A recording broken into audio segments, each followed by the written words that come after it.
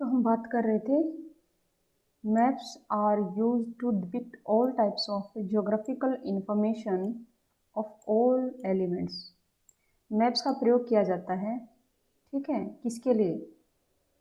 सभी तरह की भौगोलिक जानकारी, ठीक है, सभी तरह की जो भौगोलिक जानकारी है उसको शो करने के लिए, उसको दिखाने के लिए, ठीक है। और किन किन की भौगोलिक जानकारी? सभी एलिमेंट्स की, ऑल एलिमेंट्स, ठीक है। कोई भी तत्व हो जो पृथ्वी पर मिलता है उसकी भौगोलिक जानकारी को हम क्या है, मैप्स में शो कर सकते हैं, ठीक है।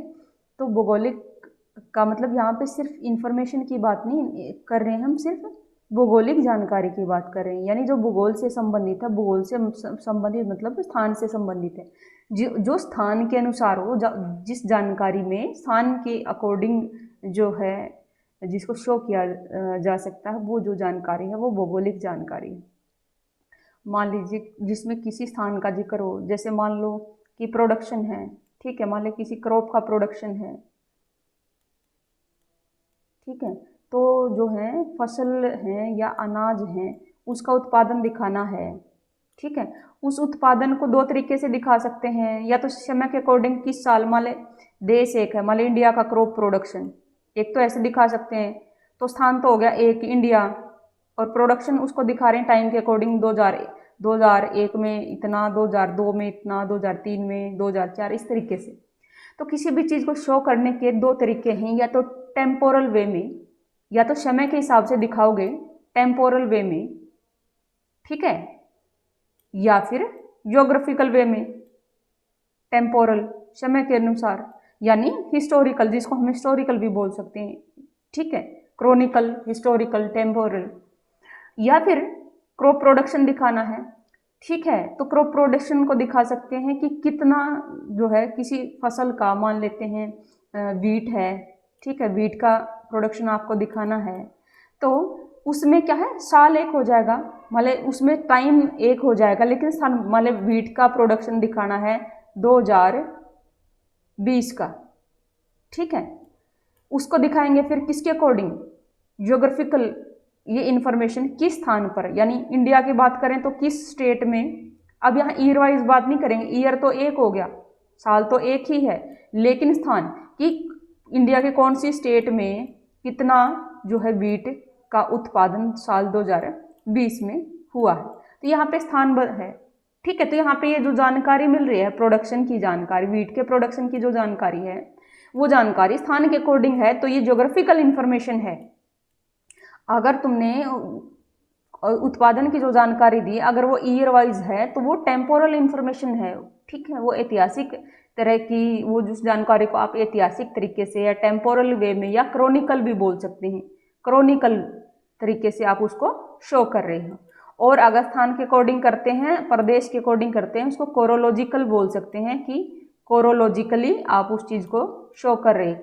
कोरो का मतलब होता है स्थान और क्रोनो का मतलब होता है समय, ठीक है। तो अगर तो कोरोलॉजिकल इंफॉर्मेशन जो स्थान के अकॉर्डिंग हो, क्रोनोलॉजिकल जो समय के अकॉर्डिंग हो, ठीक है। तो यहाँ पे हम इंफॉर्मेशन को कौन सी इंफॉर्मेशन? भौगोलिक इंफॉर्मेशन, ठीक है, जिसमें कहीं ना कहीं स्थानों का, जो स्थानों से संबंधित है, स्थानों का जिक्र हो, तो ऐसी इंफॉर्मेशन भौगोलिक जो है इंफॉर्मेशन होती है, ठीक है। तो किसी भी वस्तु की, कोई भी एलिमेंट हो, उसकी भौगोलिक जानकारी, किसी भी तरह की भौगोलिक जानकारी है, चाहे वो प्राकृतिक चीज़ों की है, चाहे किसी भी तरह की भौगोलिक जानकारी है, उस भौगोलिक जानकारी को आप क्या है, मैप्स के जरिए शो कर सकते हैं, ठीक है। तो इस तरीके से हम कह सकते हैं, सो मैप्स आर इमेजरेबल, जिसको मापा नहीं जा सकता, अगाध हैं, immeasurable source of all type of information. तो जो मैप्स हैं वो जानकारियों से भरे हुए होते हैं, तो अगाध जानकारियों के स्रोत होते हैं।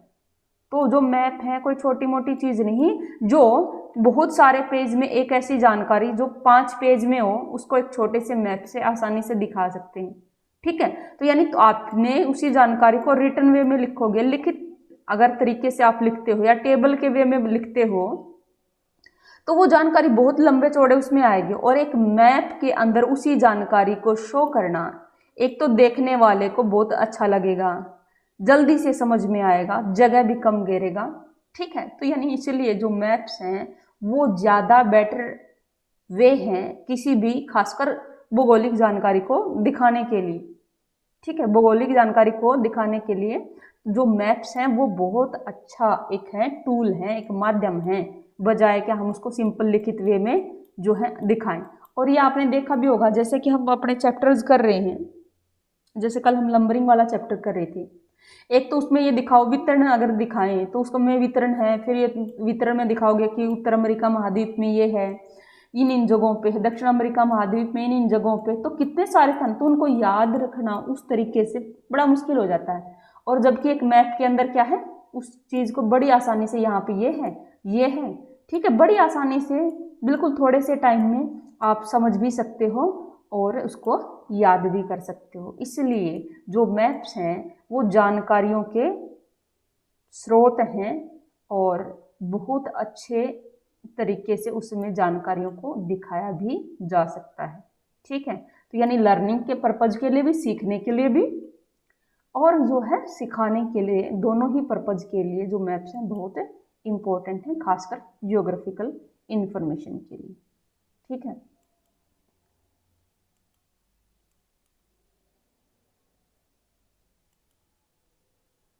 अच्छा ठीक है, नेक्स्ट उस पे आते हैं हम अभी।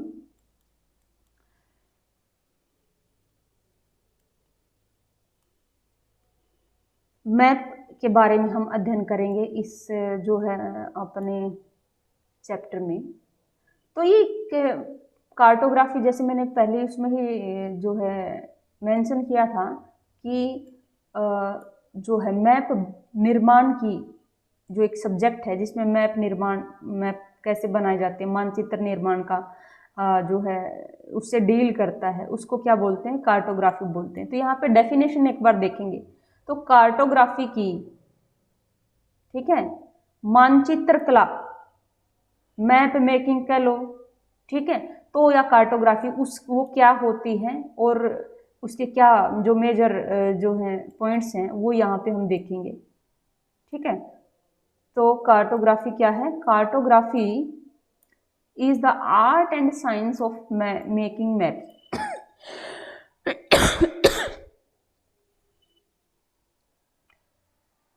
कार्टोग्राफी एक सब्जेक्ट है, वो बहुत सारे सब्जेक्ट जिसको हम कहते हैं ना कि कोई सब्जेक्ट आर्ट के हैं, ठीक है, सोशल साइंस होते हैं, कुछ नेचुरल साइंस होते हैं। तो ये क्या है, साइंस है, विज्ञान हम कहते हैं ना कि जैसे भूगोल इस चीज़ का एक विज्ञान है या बहुत सारे दूसरे। तो यहाँ पे जो कार्टोग्राफी क्या है, साइंस है, लेकिन उसके साथ साथ ये आर्ट भी है, ये कला भी है। यानी मानचित्र बनाना एक कला भी है और एक विज्ञान भी है, ठीक है। तो इसलिए जो कार्टोग्राफी जो सब्जेक्ट है, मानचित्र कला जो सब्जेक्ट है, ठीक है, तो इसमें क्या है, मानचित्र कला क्या है, एक आर्ट भी है और साइंस भी है, किस चीज का, मैप को बनाने की, ठीक है। तो मैप मेकिंग की आर्ट और साइंस दोनों ही है।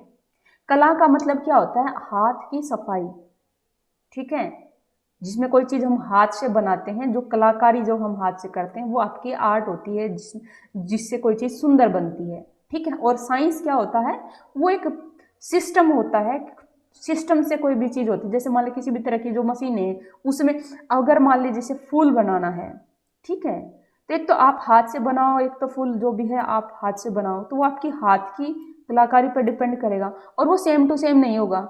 अभी आपने एक बनाया है, जब दूसरा बनाओगे डिफरेंट होगा, ठीक है, चाहे सेम ही बनाओ पर फिर भी। लेकिन क्या होता है, मान लीजिए इवन चाहे जैसे कि मशीन से अगर आप कोई ठप्पा लगाओ, यानी उस मशीन के जरिए, जैसे कपड़ों पे भी देख लो, ठीक है, अगर कपड़ों पे मान ली कोई फूल पत्ती लगानी है, एक तो हाथ की कढ़ाई होती है, ठीक है, वो एक अलग होती है, और जो मशीन वाली है वो सारी हर एक जगह एक जैसी होती है।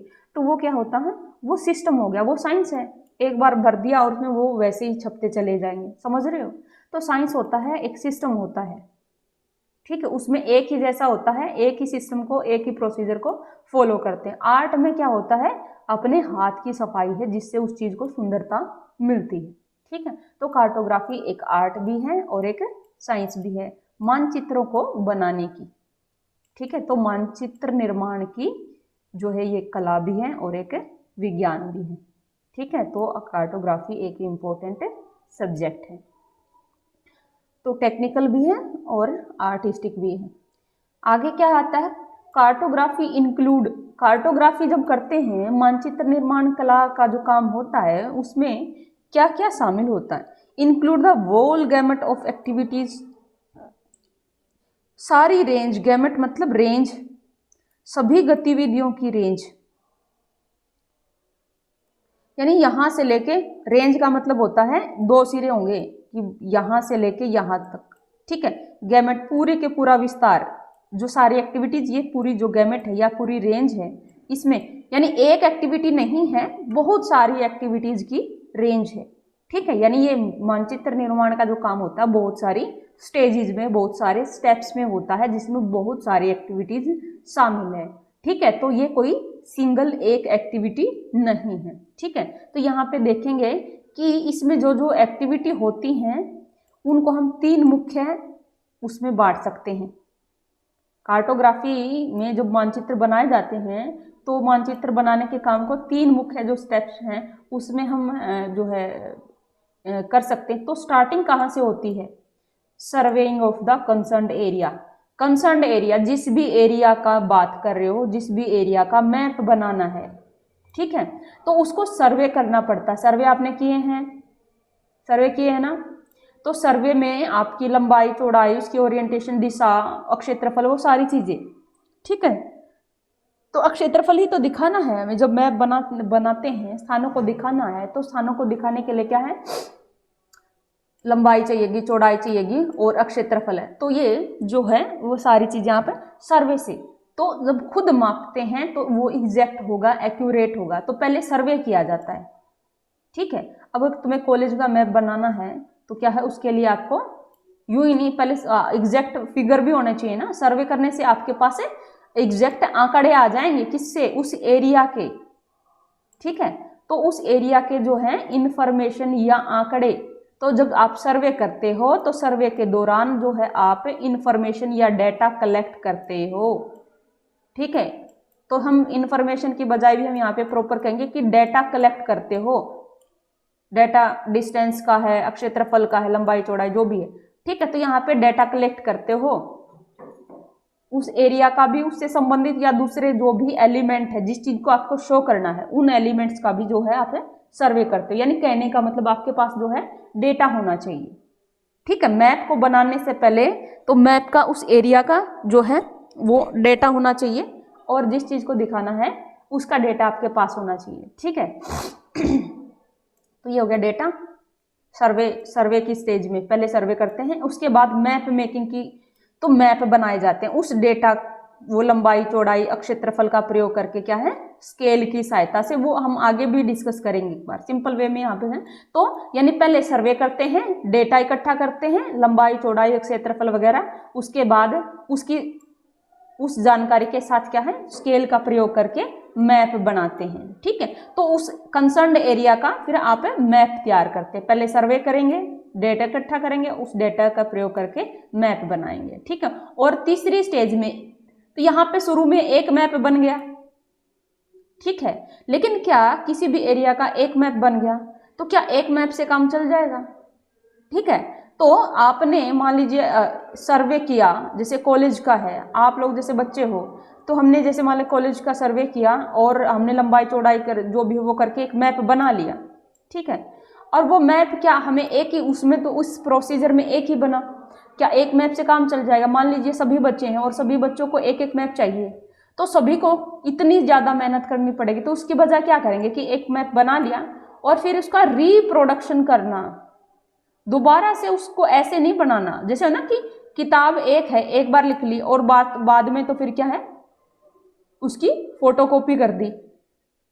ठीक है ना, तो ये फोटोकॉपी हो गया एक तरीके से। जो मैप बना है एक बार, उसका सेम दोबारा प्रिंट निकालना। ठीक है, तो आपको बार बार उतनी मेहनत करने की जरूरत नहीं पड़ेगी। तो जितनी भी आवश्यकता है तो आप उसको रिप्रोड्यूस कर सकते हो, उसका पुनरुत्पादन कर सकते हो।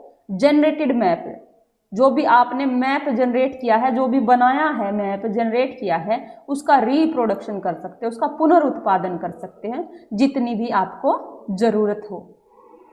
ठीक है, तो ये हो गया आपका जो 3 स्टेज में कार्टोग्राफी, पहले सर्वे करेंगे, फिर मैप मेकिंग होगी और फिर इसको रिप्रोड्यूस किया जाएगा। ठीक है, जितनी भी आवश्यकता हो। तो ये हो गया हमारा कार्टोग्राफी। तो कार्टोग्राफी एक आर्ट और साइंस है मैप्स के निर्माण की। ठीक है, जिसमें बहुत सारी एक्टिविटीज शामिल होती हैं और जो कहाँ से स्टार्ट होती हैं, किसी भी एरिया के, जिस भी एरिया का मैप बनाना है उसके सर्वे से स्टार्ट करके और फिर उसकी मैप मेकिंग, उसको मैप बना जाता है और फिर उसको रिप्रोड्यूस किया जाता है।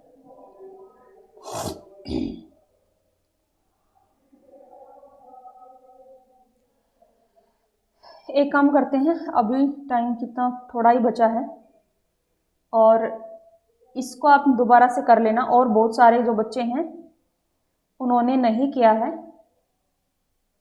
जो कल मैंने पढ़ने के लिए कहा था, तो आप उसको ना कल करके आएंगे।